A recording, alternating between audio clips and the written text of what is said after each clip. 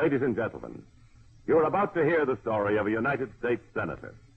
You are going behind the scenes of political Washington, into the Senate chambers, the cloakrooms, the private offices, the meetings, secret and public. The locale, the background, are factual. Only the names and the stories are fictional. This is Freedom, USA. Starring Tyrone Power as the Senator of the United States, and featuring the voice of America's distinguished news commentator and Washington authority, Edwin C. Hill. Freedom, USA, the story of your government today.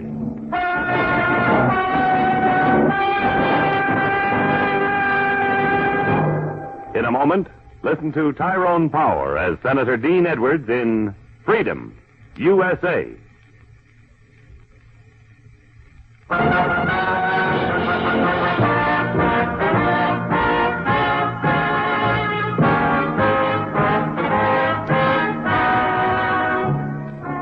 Now, we present Freedom, USA, starring Tyrone Power as Senator Dean Edwards and featuring the voice of Edwin C. Hill.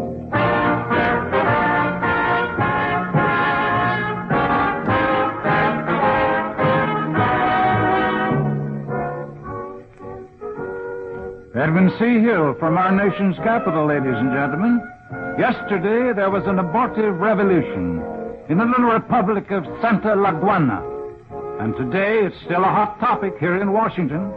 The political well-being of all our good neighbors to the south is a subject of deep concern to our nation at all times. But in the light of current events, internal strife in any of the countries in the Western Hemisphere takes on added significance. George Chalmers, United States Consul in Santa Laguana, has been summoned to Washington by the temporary Senate Committee on the Good Neighbor Policy. This committee, under the chairmanship of young Senator Dean Edwards, is questioning Mr. Chalmers behind closed doors. So that's about it, Senator Edwards. You gentlemen probably know as much about the revolt as I do. It's all over in a matter of minutes. Mr. Chalmers, we're interested in the background of the revolt. As we understand it, this handful of malcontents came riding into the capital city from out of the hills and attacked the presidential palace. That's right. A few shots, the insurgents were surrounded and disarmed, and it was all over. It was very early, about dawn. And what were President Rodero's reactions? Well, you must remember, gentlemen, I have been consul in Santa Laguana only a short time. President Rodero has been very helpful in trying to explain the revolt, but a little vague. Vague? Yes, sir. Just about as vague as I am. I see. Well, any more questions, gentlemen? Thank you, Mr. Chalmers. I wish I could be more helpful, gentlemen. Well, gentlemen, I'd like to get at the root of the thing. Not only why it happened in Santa Laguana, but why it should happen anywhere. Maybe a talk with President Rodero. Well, this is Friday. If we catch a plane this afternoon, we can be back here in Washington by Sunday at the latest.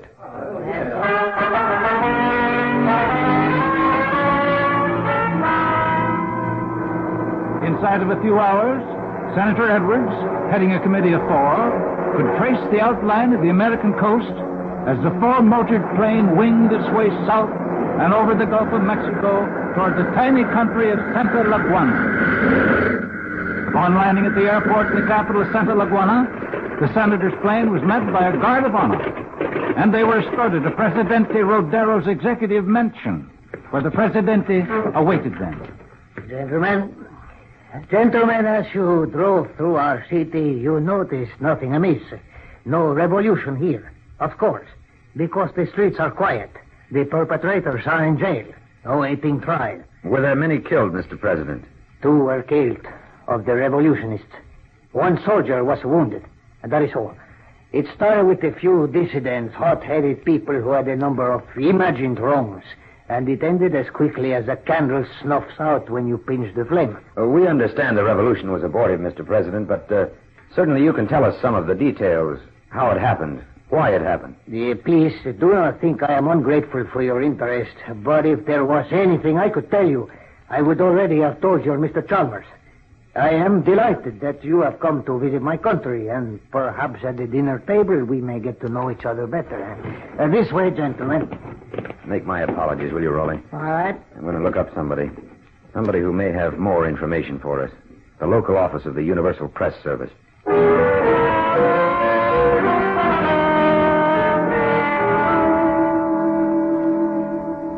Well, this is an honor, Senator. Universal Press welcomes you to Santa Laguana. Can I have an interview? Mr. Meade, I'd like to interview you. Certainly, Senator. Shoot.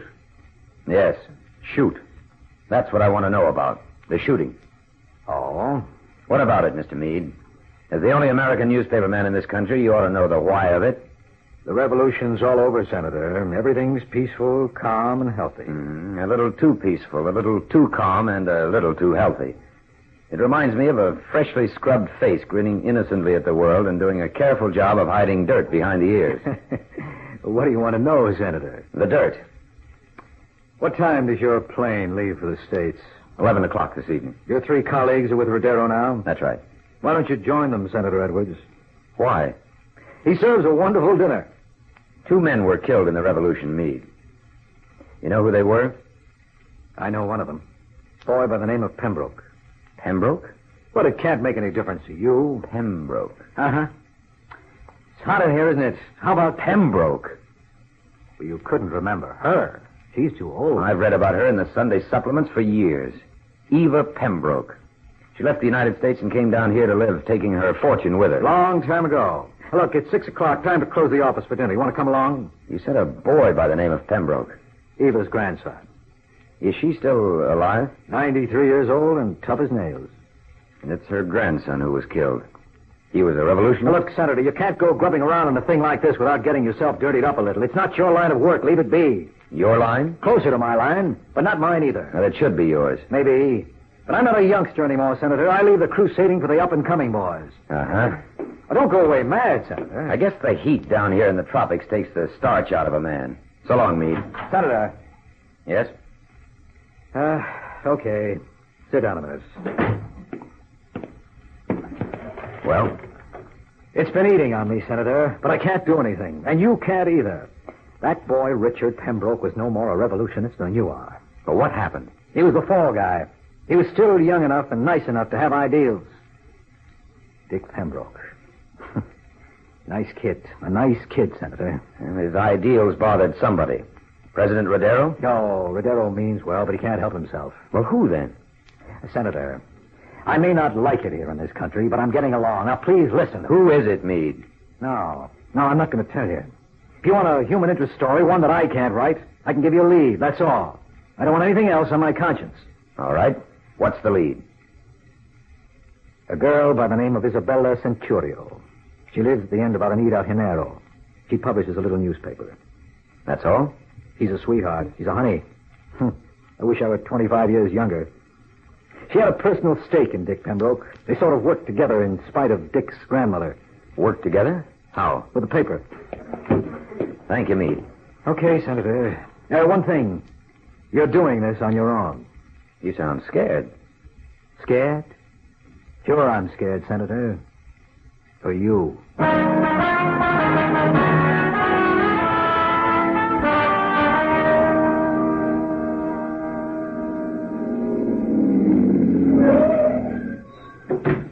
Thanks, driver. This'll do. I'm just going into the printing shop there. Wait for me, please.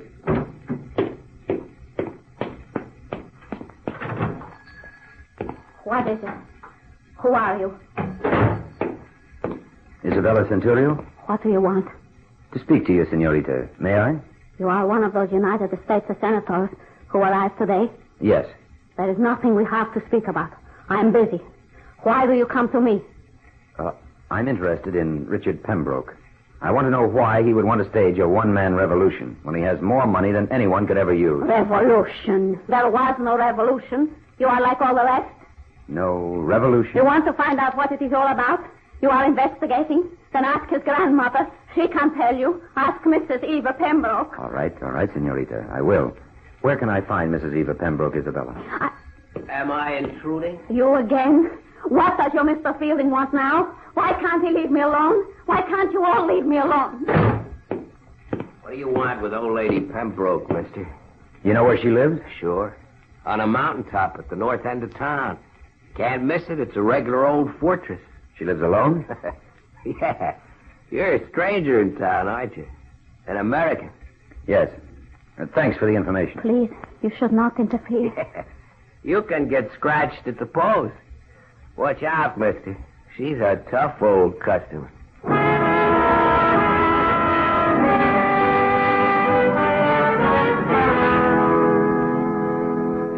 Come close, Senator Edwards.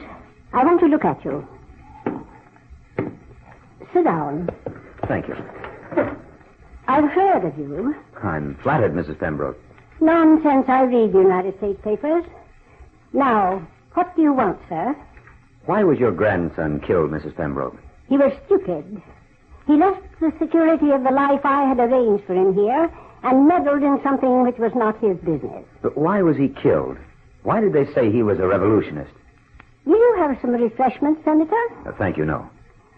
Senator, there have been many stories about me in the newspapers in the United States. Thousands of them. They don't understand. Senator, I had a dream, and I made that dream come true. I created a model country with a model government, with more education for the people, more modern living conditions. Mrs. Pembroke. I'm trying to tell you what I've done. But why was your grandson killed? What you should be concerned about, young man, is the good I did here. How the people benefited from my money. Why was Richard killed? Good day, Senator Edwards. You said he was stupid. Why? Because he was in love with Isabella Centurio? Because of something they were trying to do? Good day, Senator. What are you holding back? What are you afraid of? Why don't you ask Mr. Fielding, Senator? He's a very capable man. Fielding? That's the second time his name has been mentioned. Who is he? Go back home. Go back home, or you'll end up like Richard. Dead.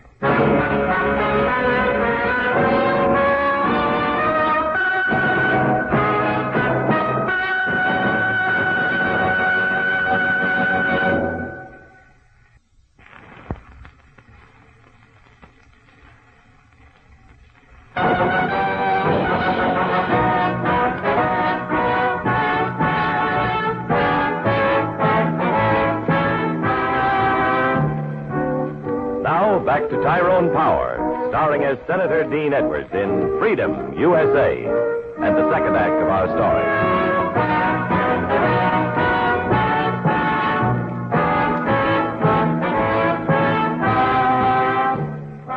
This is Edwin C. Hill again, speaking to you from Washington, D.C., where there is considerable interest in the group of senators who have flown down to the small Central American Republic of Santa Laguana. The four senators, the newly formed Temporary Committee on the Good Neighbor Policy functioning under the chairmanship of young Senator Dean Edwards, are investigating the circumstances surrounding the recent and short-lived revolt in that country. But while Presidente Rodero entertains the other senators at a dinner in the presidential palace, Senator Edwards pursues a personal investigation in the office of the reluctant Meade, head of the Universal Press Service in Santa Laguana.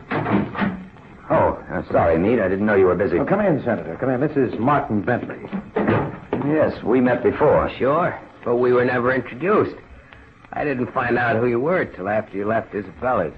Isabella said something about you and Mr. Fielding. What's the connection?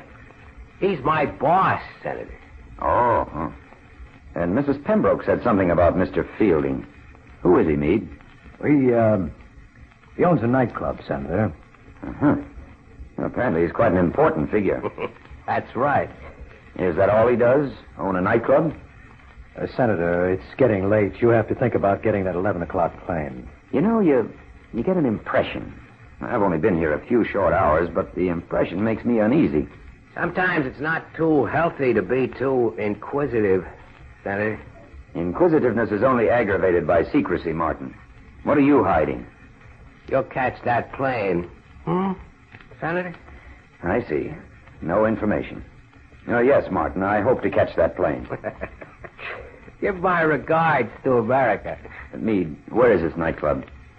If you insist on going, your cab driver will know. Club Fielding. Thanks.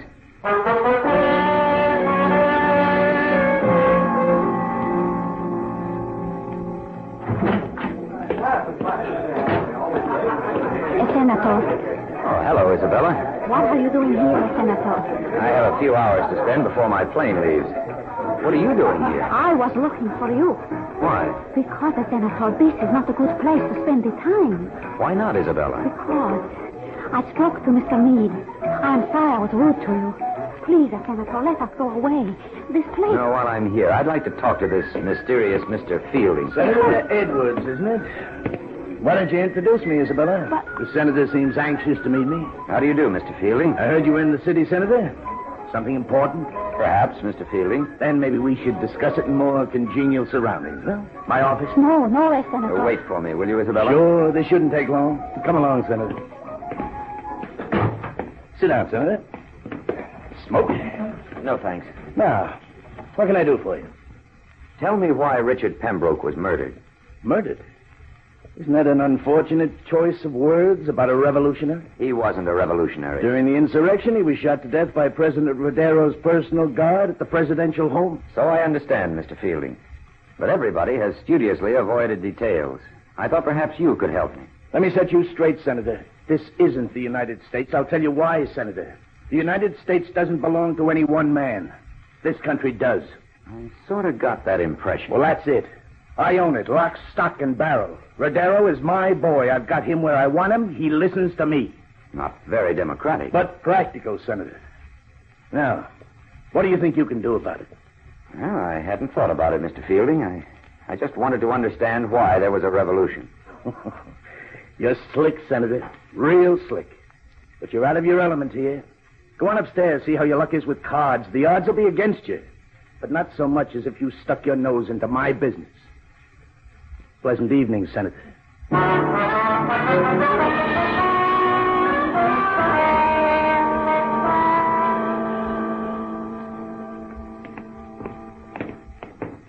Hello, Senator. What brings you to my place? Meade. Richard Pembrook was murdered in cold blood. By Fielding, wasn't he? I hoped you'd stay out of this. Yes, by Fielding, or his men. Will you come with me to President Rodero? What for? To help me convince him to throw Fielding in jail and indict him and his gangsters for murder. That's a tall order. Well, with what you know and what Rodero knows, we should be able to make it stick. Sure. We could line up witnesses and stuff, but this is a small country, Senator, and Fielding's a powerful man. Not more powerful than the United States, Meade. The United States? Richard Pembrook was an American citizen. He was born in America. That makes his murder the concern of the United States. I see. How do you know Rodero will string along? I don't. Well, Meade? I guess you know you stand to lose as much as any of us. Your life, Senator. We start this merry-go-round going, and there's lots of brass rings before you hit the gold one. Uh-huh. Well? All right, Senator. I'll ride along if Rodero will.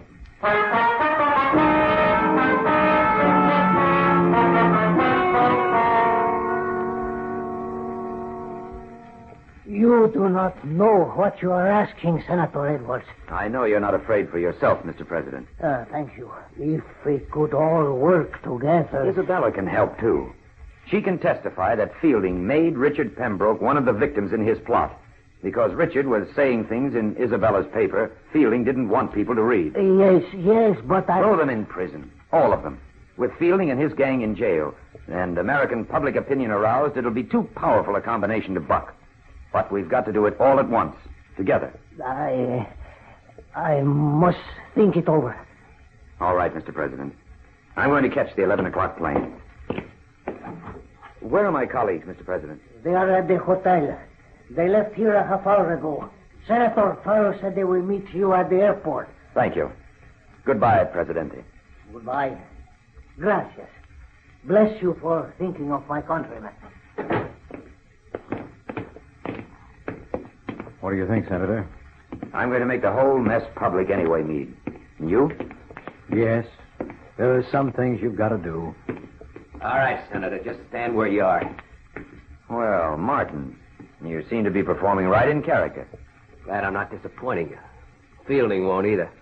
I sort of expected this, but not so soon. Yeah. All right, this way, and walk naturally. Got a car waiting. Hold it. Stand still. Sounds like the Palace Guard, Martin. Soldiers. Captain, surround this area. Keep your rifles on Martin Bentley. Oh, Senator. I see you've made your decision, Mr. President. Thank heaven I did not delay too long. What's going on? Captain takes this man to prison. He will be joined by Mr. Fielding and several others. They are by no means to be unattended. You're making a big mistake, Rodero. Perhaps, but the step has been taken. It is up to all of us to work in concert. Hey, Senator. You won't regret it, Mr. President. More important, my people won't regret it.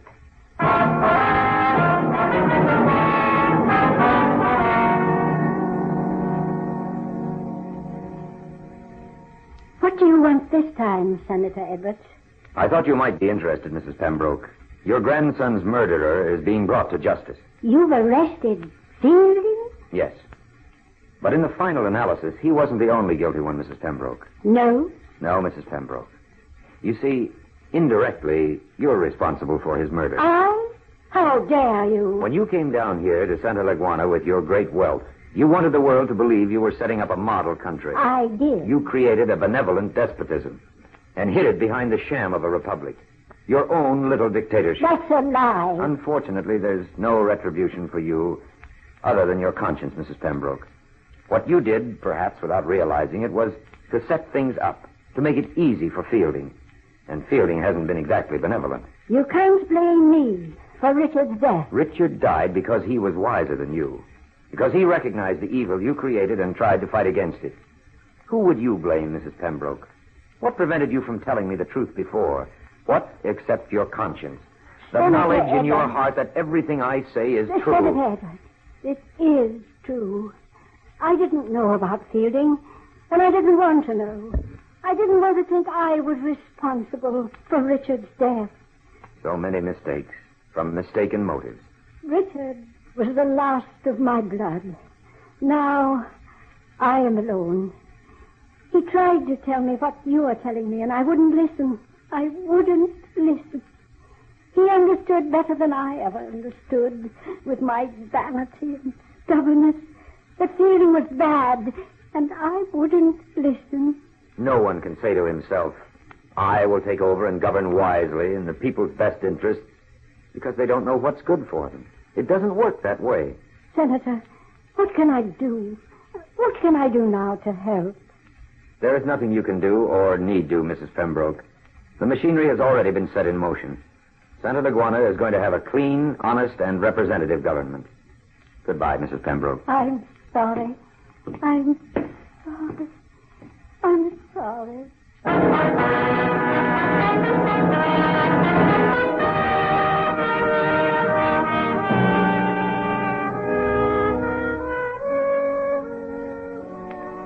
From our nation's capital, ladies and gentlemen, this is Edwin C. Hill with the latest developments on the sensational expose in our little neighbor to the south, Santa Leguana. The trial of Fielding and his tight little group of mobsters will be held under the glare of the press and public opinion and the close scrutiny of the State Department. There's little doubt about the outcome of this trial or the future of freedom in Santa Leguana.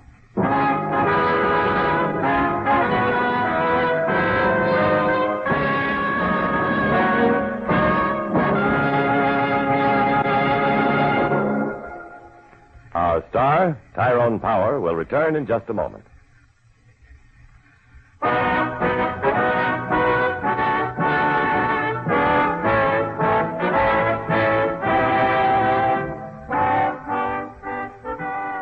This is Tyrone Power, ladies and gentlemen. I like America for what she aspires to be as much as for what she is. The men who fashioned our Constitution gave us a blueprint for a form of government and a way of life that is as close to perfection as anything mankind ever can hope to achieve. In our everyday lives, let us not lose the hope and the future that these wise men, our forefathers, envisioned for us. If they could see so far into the future, perhaps we can see what is everywhere around us. A country which is the one great hope in a world striving towards a true brotherhood of man.